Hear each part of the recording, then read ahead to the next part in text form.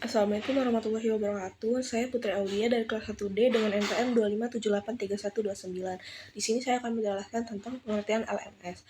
LMS atau Learning Management System adalah sebuah platform digital yang dirancang khusus untuk mendukung proses pembelajaran, penyediaan konten pembelajaran, serta pelacakan dan penilaian kinerja peserta didik dalam suatu institusi atau organisasi. Learning Management System atau LMS merupakan gabungan antara teknologi dan metode pengajaran dalam rangka menciptakan lingkungan belajar yang lebih interaktif, fleksibel, dan efisien.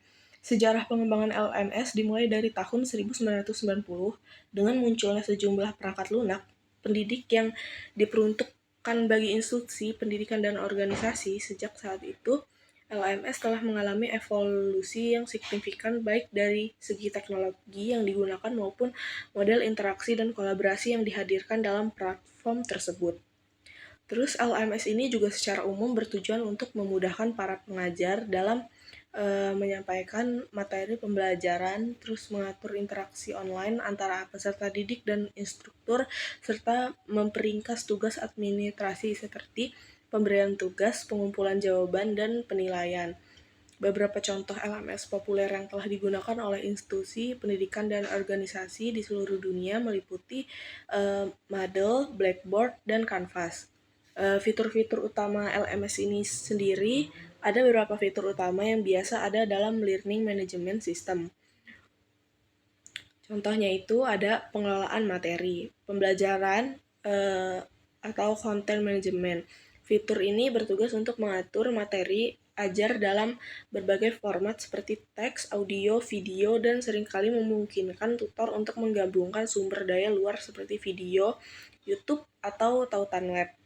Terus yang kedua ada alat pengajar interaktif atau Interactive Teaching Tools. LMS ini umumnya menyediakan alat-alat interaktif untuk proses pengajaran, termasuk di dalamnya adalah kuis, tugas, dan alat lainnya yang dapat membantu dalam proses pembelajaran dan penilaian peserta didik. Terus yang ketiga ada pelacakan kemajuan dan evaluasi. Ini LMS memfasilitasi pengajar untuk melacak perkembangan siswa serta menganalisis dan memahami efisiensi metode pengajaran mereka. Fitur ini biasanya mencakup penilaian otomatis, laporan kemajuan, dan statistik kinerja peserta didik.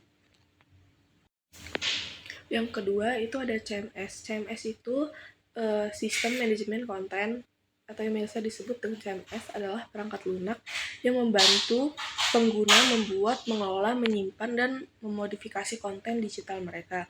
Sistem yang mencakup semua ini adalah toko serba ada untuk menyimpan konten seperti contohnya aplikasi, gambar, dan situs web dalam antarmuka yang ramah pengguna yang dapat disesuaikan dengan kebutuhan organisasi dan karyawan mereka. Penting juga untuk tidak mengacaukan CMS ini sendiri dengan manajemen aset digital atau yang biasa disebut dengan DAM.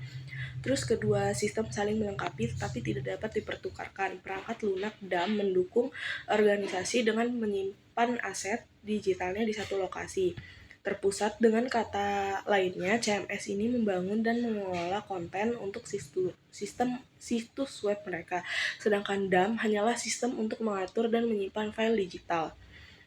Lalu cara kerja MLS ini sendiri, sebuah situs web yang dijalankan secara manual akan membutuhkan individu atau organisasi untuk mengkodekan atau menulis file HTML statis dari awal dan mengunggahnya ke server untuk setiap halaman web. Ini membutuhkan waktu dan energi yang besar dan pembaruan berkala yang menghilangkan sumber daya berharga dari organisasi yang sibuk. Lalu cara untuk menghindari pekerjaan rumit ini adalah dengan menggunakan platform CMS. Sistem sudah dibuat di back-end dan front-end, sementara yang dilihat pembuatnya hanyalah antarmuka. Ramah pengguna yang memungkinkan mereka membuat perubahan yang diperlukan dengan cara yang disederhanakan.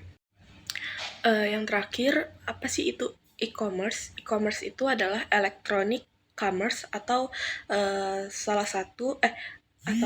suatu proses terjadinya transaksi jual beli yang dalam prakteknya itu dilakukan secara online melalui media elektronik. Menurut Loudon dan e-commerce ini adalah transaksi bisnis to bisnis yang terjadi dengan perantara jaringan internet. Dalam dunia perdagangan, e-commerce ini menawarkan banyak perubahan.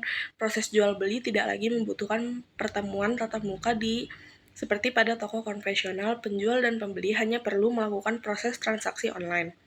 Lalu transaksi terjadi secara lebih efisiensi.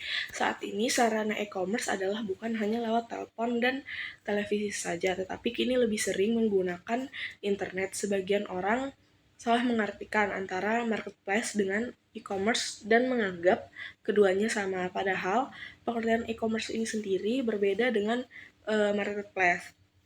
Lalu marketplace ini merupakan salah satu model dari e-commerce yang bertindak sebagai perantara antara pembeli dan penjual. Contohnya itu seperti Shopee, Lazada, Tokopedia, Bukalapak, Blibli, dan lain-lainnya.